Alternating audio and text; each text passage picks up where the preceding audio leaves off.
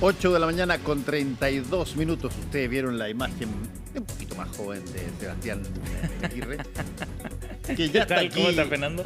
Ya está. Perdona, aquí. no es que haya envejecido, es que estamos en diciembre, papá. Sí, no, sí, se te pone a ti blanquita aquí abajo. La barba. En diciembre. Sí, no lo puedes esconder. No, es imposible. A mí me pidieron que volviera la barba, así que ya, voy a... No queda otra. No queda otra. Y te la saca. ¿Ah? Como que vuelva y vuelve. De eso.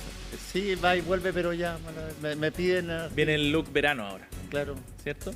Y viene el look verano que es barbón. ¿Cómo están, Fernando, Carola? Estamos comenzando Agenda Económica en este día martes con algunos datos de lo que está ocurriendo primero en los mercados, algo para partir la jornada y con el dato del IMASEC que ayer movió la aguja respecto a lo que estaba conversándose, digamos, a nivel público en materia económica. El dólar hoy día está abriendo en 973 pesos con una baja respecto a lo que habíamos visto ayer. El cobre, buena noticia, está subiendo más de 1% hasta ahora. En los mercados internacionales llega a $4.18 y la UF, por último, les cuento, hoy día tiene un valor de 38.286 pesos. Vamos a estar hablando de varios temas, de la reforma de pensiones, de una interesante encuesta también que se ha hecho en materia de pensiones precisamente acá en Chile, entre otros asuntos, estaremos revisándolos en unos minutos. Pero antes de eso hablaremos del dato de IMASEC que conocimos ayer, lo entregamos oportunamente aquí en Agenda Económica en CNN Chile Radio. Y bueno, ya con el paso de las horas venía el análisis también de lo que ocurrió con este antecedente, este 2,3% de crecimiento de la actividad durante el mes de octubre, que tiene varias interpretaciones y varias lecturas.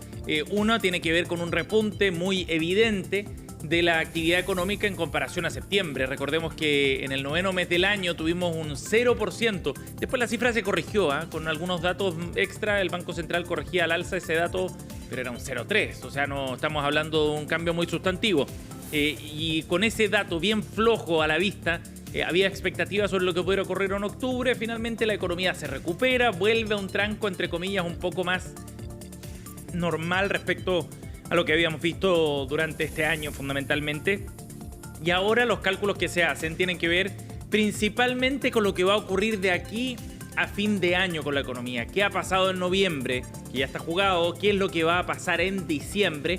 ¿Y cómo vamos a cerrar el 2024? Es la pregunta que ahora está rondando. Y el ministro de Hacienda, siempre optimista, digamos, en su rol, ha planteado también una mirada de vaso medio lleno respecto a lo que está ocurriendo con la economía nacional.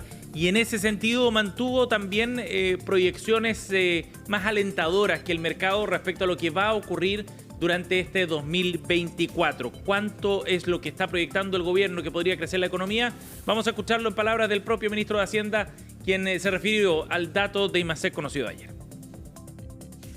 Eso muestra que la economía sigue creciendo, que septiembre fue más bien un paréntesis.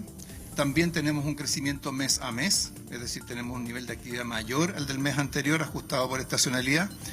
Y tenemos un aumento muy importante en la actividad de comercio, lo cual significa que el consumo ha estado más dinámico. Y con eso vamos a ver este año en el balance un crecimiento del orden del 2,4%. Esa es nuestra actual estimación. 2,4% entonces sería el crecimiento acumulado de la economía chilena durante todo este año 2024 y es una cifra que está un poco por sobre lo que está esperando el mercado. Hay distintas proyecciones, pero de todas maneras, si uno mira lo que está viendo el sector privado fundamentalmente para este año, está por debajo, está en torno al 2,2, 2,3%. No es tan grande la diferencia, dirán ustedes, es cierto, pero de todas maneras refleja también cómo el gobierno insiste con una visión un poco más optimista respecto a lo que está pasando en la economía a nivel local. Tiene una mirada diferente, proyectan también un despegue de la economía, sobre todo hacia el 2025, que podría ser un poco más alentador. La semana pasada tuvimos aquí en el estudio al ministro Nicolás Grau y él planteaba si uno ve la evolución de la economía trimestre a trimestre hay una tendencia al alza, y en ese sentido es que el gobierno está planteando este escenario, digamos, un poco más auspicioso. Ayer el ministro estuvo en tolerancia cero, además pudieron conversar con él, Carola Fernando, sobre la mirada que tiene el gobierno. Y ponía además sobre la mesa otros antecedentes que se repiten también en el discurso del gobierno.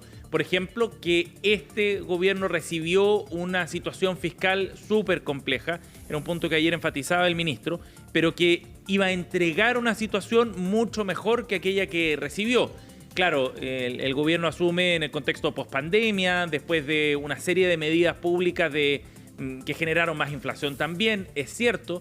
Pero después de ese enorme ajuste que tuvo que hacer la economía, ha costado que la economía chilena también logre despegar en un contexto de alta inflación y de tasas que han ido bajando de manera un poco más lenta.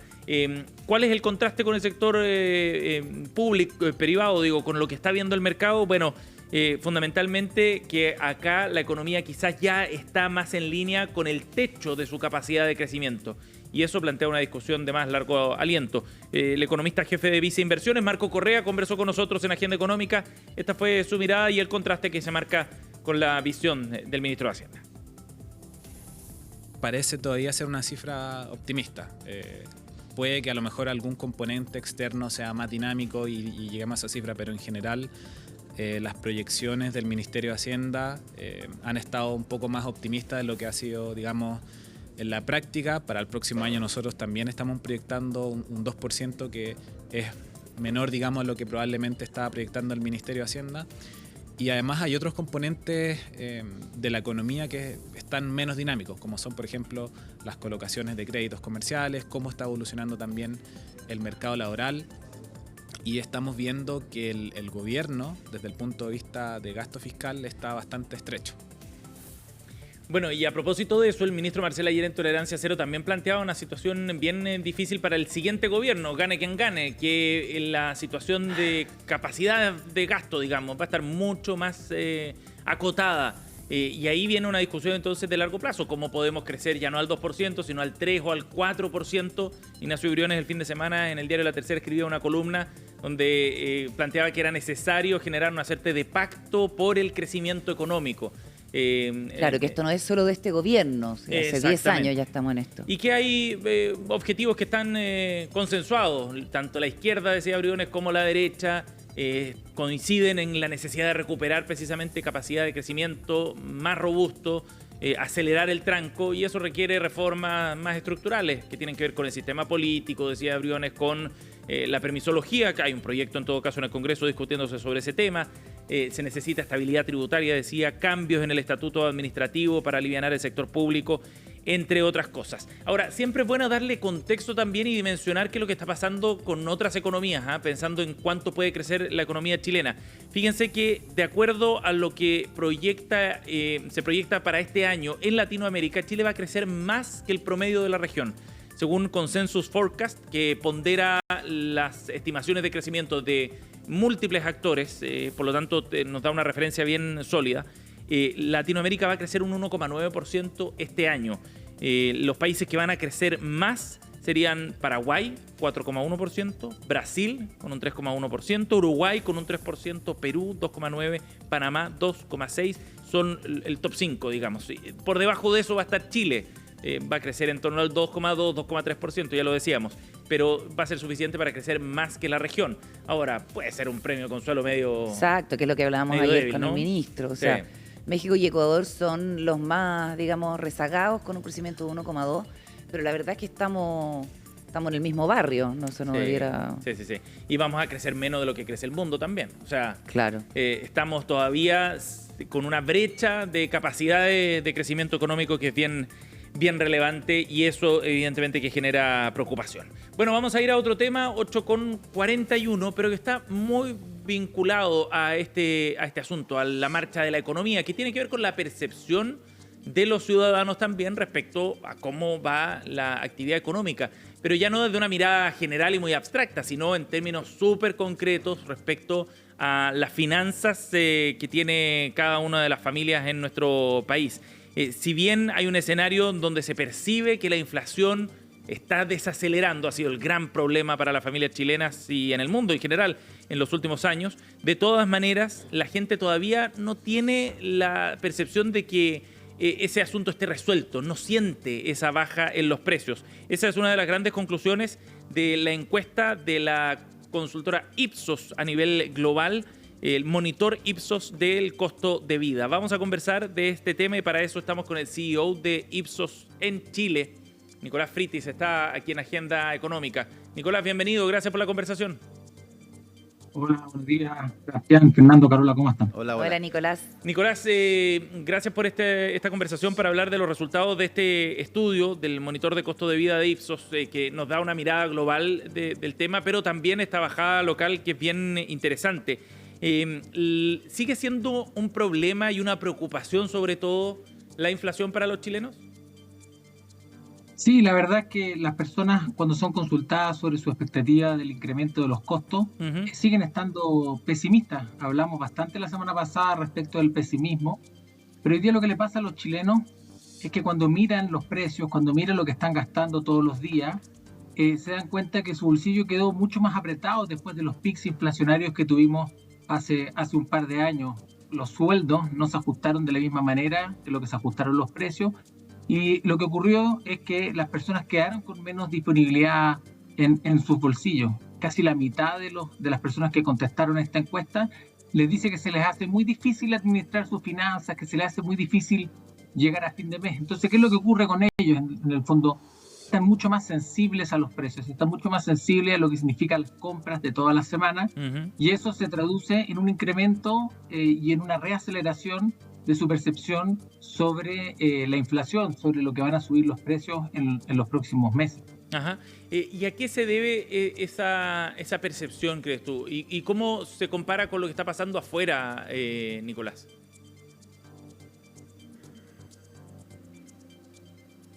¿Nicolás?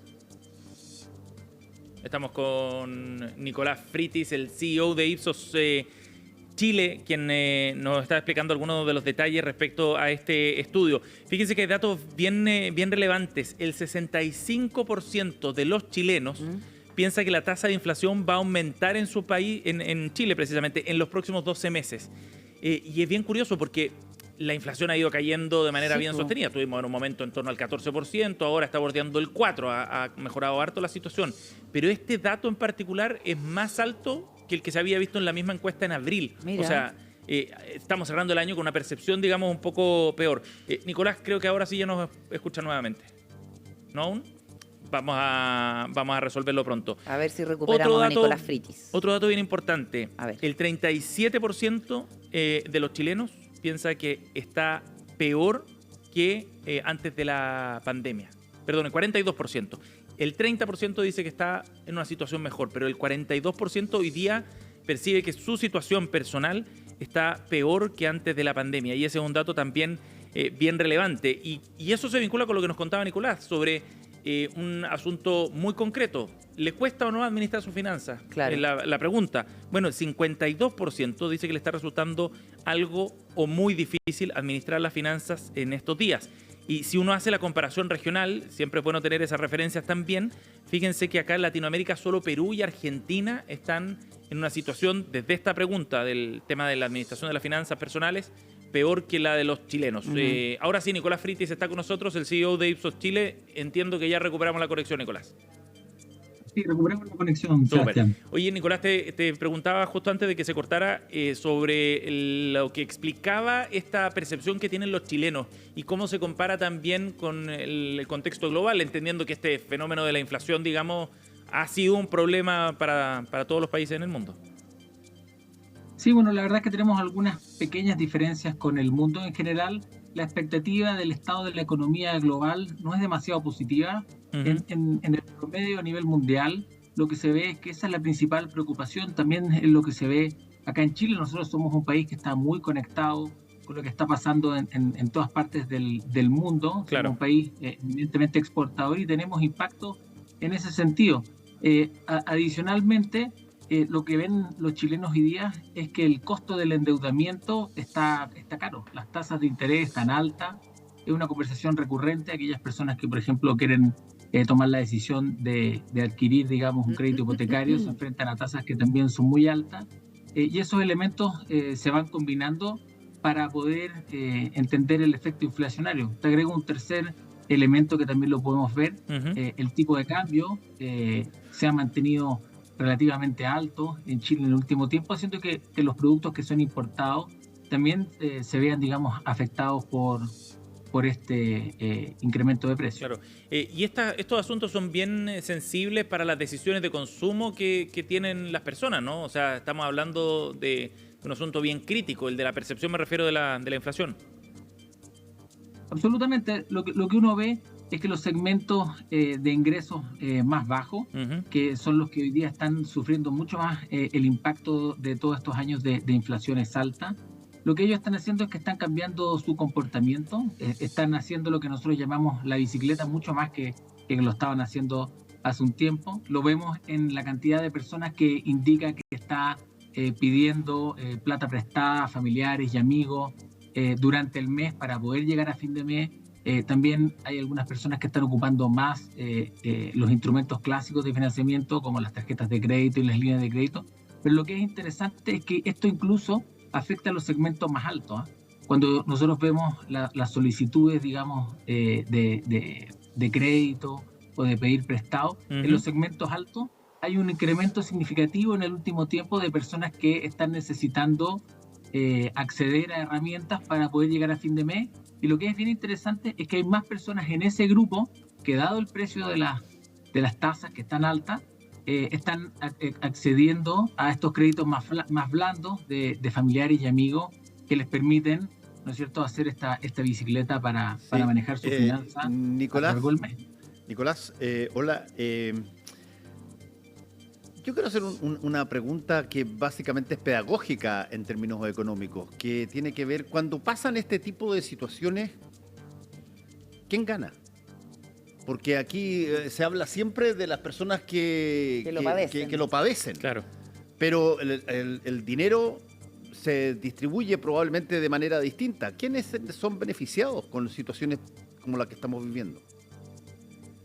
Bueno, la verdad es que son situaciones bien difíciles en el ámbito de quién se ve beneficiado, porque ¿qué es lo que ocurre con las personas? Cuando tienen que acceder a los bienes de consumo que son los básicos, a los que tienen que ir toda la semana, no es que todos los grupos vayan a disminuir su consumo, por ejemplo, en el gasto del supermercado. Eso sí se ve en los segmentos más bajos. Lo que ocurre es que empieza a cambiar ese comportamiento.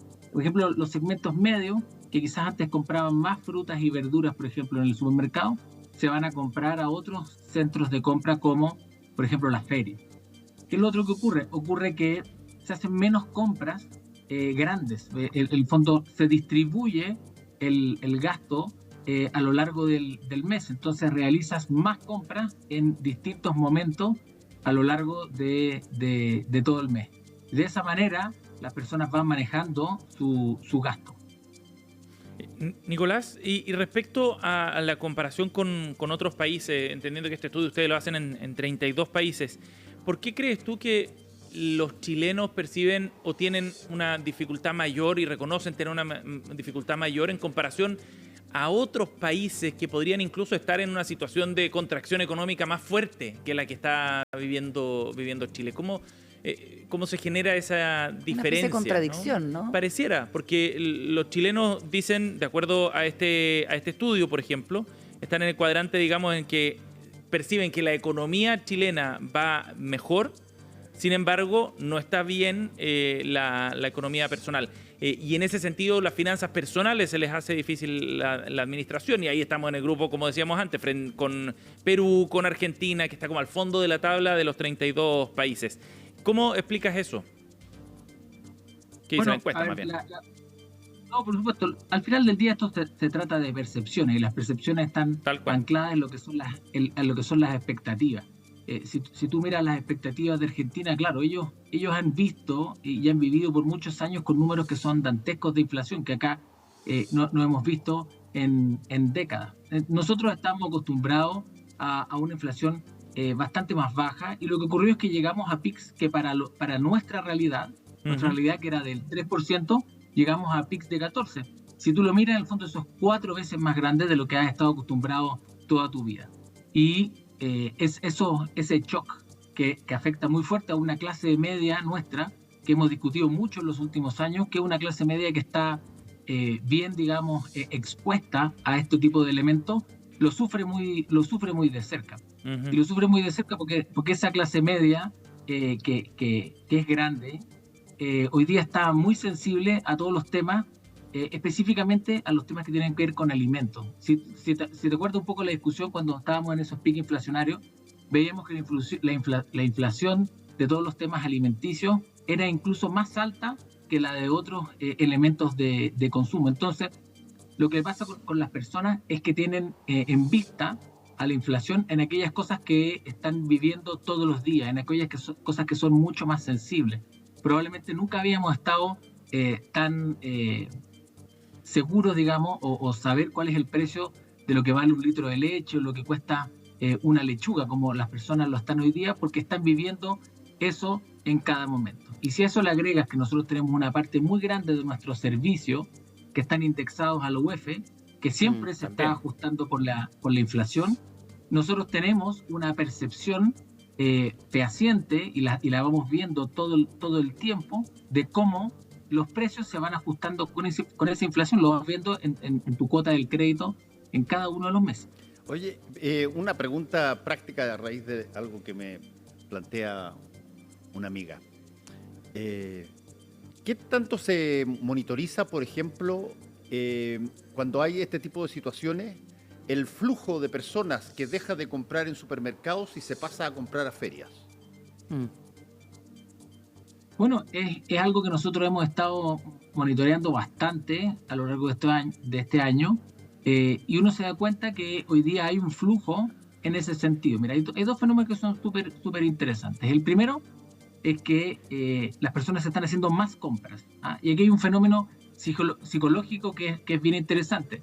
Cuando tú tienes que hacer una compra grande, tienes una sensación de que estás haciendo un desembolso muy importante. Entonces, para controlar tu finanza, divides ese gasto. Entonces las personas hacen más visitas, van más veces y hacen más compras más pequeñas. Entonces, si antes tú comprabas como para el mes, quizá ahora compras para la quincena o estás comprando más para la semana. Y de esa manera tú vas teniendo una seguridad psicológica de que tienes mejor control sobre tu billetera, sobre los gastos que vas haciendo. Y luego uno puede ver que en los segmentos medios y bajos, de nuevo lo que pasa es que como estás haciendo más de esas visitas, cambias algunos de esos comportamientos y vas a buscar a la feria aquellos productos que te permiten tener adicionalmente, digamos, niveles muy buenos de frescura y calidad, porque no sé cuándo fue la última vez que estuvieron en la feria, pero la verdad es que uno se encuentra con productos que son de muy buena calidad muy en las distintas ferias. Definitivamente. Nicolás Frittis, CEO de Ipsos Chile, ha estado con nosotros para analizar los resultados de este estudio, el monitor de costo de vida de Ipsos. Gracias por el contacto, Nicolás, muy amable. Muchas gracias, que esté muy bien. Buenos días, Nicolás. Chao. Chao. Bien, vamos a ir a otro tema, 8:55. El gobierno está cambiando rápidamente de foco legislativo después de la aprobación del presupuesto, y un tema que está en el centro es la reforma de pensiones, que está en los últimos espacios de tiempo legislativo para poder despacharla del Congreso. Recordemos que está en trámite en el Senado esta iniciativa, en la Comisión de Trabajo en particular, y el gobierno llegó a un acuerdo con la oposición para despachar esta reforma en enero. Ese es el plazo que se han fijado en base a un acuerdo que se alcanzó hace algunos meses atrás. No se ve tan sencillo el asunto porque, bueno, la discusión está trabada fundamentalmente respecto al destino del 6% de cotización adicional. Pero el gobierno vuelve a la carga, sobre todo presiona para que se avance en esta materia. Y la ministra Janet Jara ayer daba con algunos puntos que nos permiten ver hacia dónde va a ir esa presión precisamente. En una entrevista con Radio Cooperativa, la ministra Janet Jara planteaba que el gobierno quiere avanzar en la licitación de los actuales afiliados, que es uno de los temas que se está tratando en la reforma. Pero hemos encontrado una resistencia tremenda. La industria ha hecho un lobby tremendo para que esto no ocurra, acusando directamente a las AFP sobre ese asunto. Bueno, el ministro Marcel ayer, aquí en Tolerancia Cero, también se refirió al rol que están jugando las AFP en toda esta discusión. Lo vamos a escuchar a él y luego les cuento detalles de una encuesta que realizó Espacio Público, que da algunas luces también sobre la percepción ciudadana en este tema. Escuchemos primero al ministro de Hacienda. Bueno, yo diría que las AFP nos han ayudado mucho a llegar a acuerdos, porque en realidad se han opuesto prácticamente a cualquier cosa que no sea simplemente mantener todo exactamente igual, solo que con una mayor cotización. Entonces, han tenido un rol espantoso. No, a mí no me gusta mucho, no me gusta poner adjetivos, pero la verdad es que muy constructivas no han sido.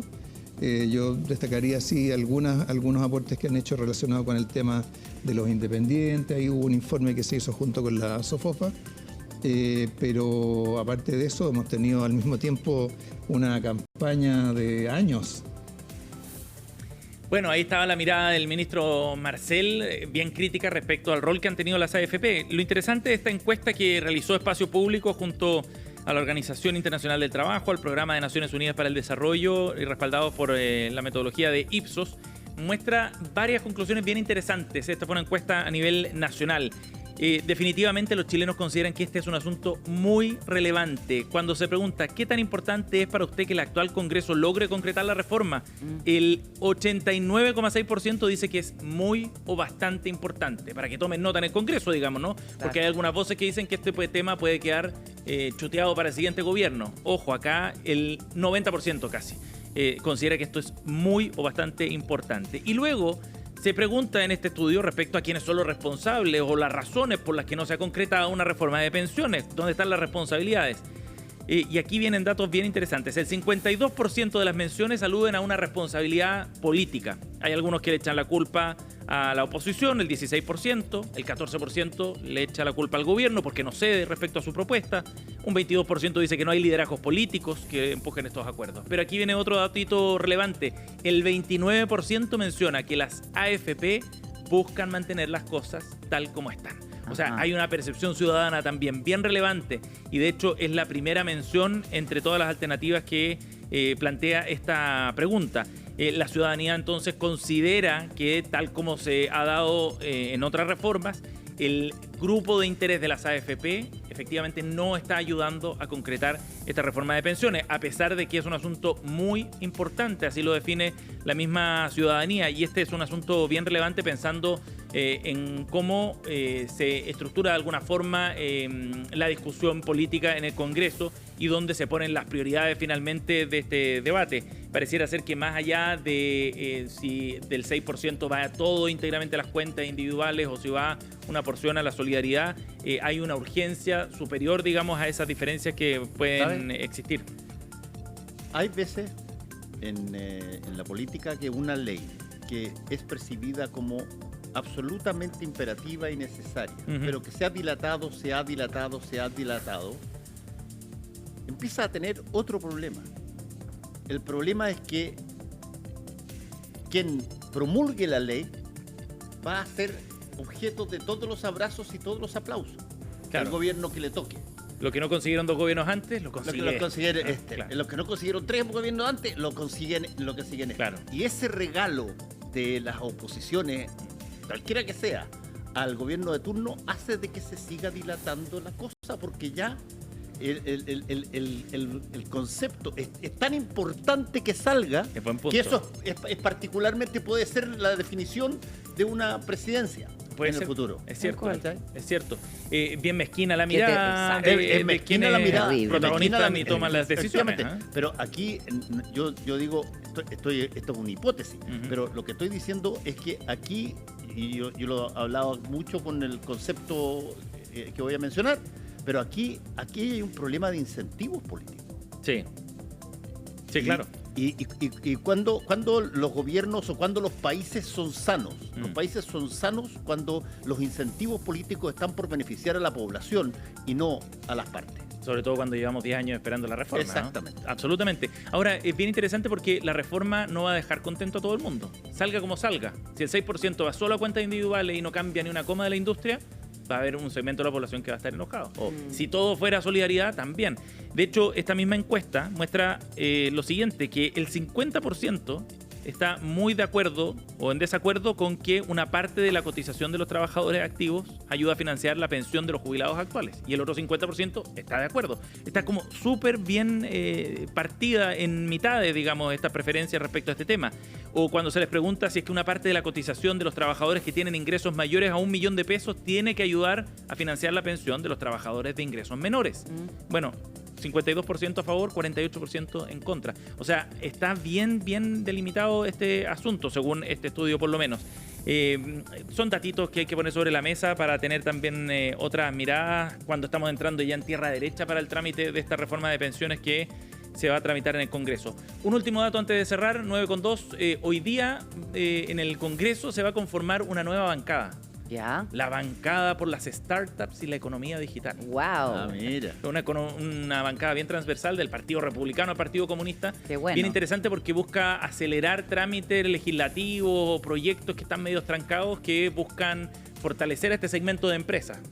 Empresas de base tecnológica o científica, etcétera. Vamos a ver cuál es el mensaje hoy día. Mañana les tendremos algunos detallitos a ver qué temas concretos además se van a abordar en esta bancada. Estupendo. Muchas gracias, Sebastián. Gracias, Sebastián. Hacemos una pequeña pausa y volvemos.